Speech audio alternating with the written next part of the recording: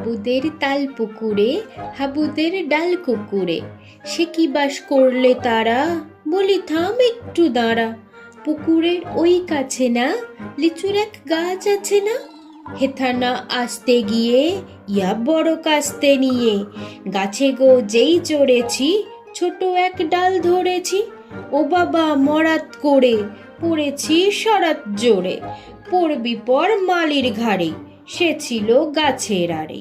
বেটা ভাই বড় নচ্চার, ধুমধাম গোটা দুচ্চার, দিলে খুব কিলো ঘুষি, একদম জোরসে ঠুসি।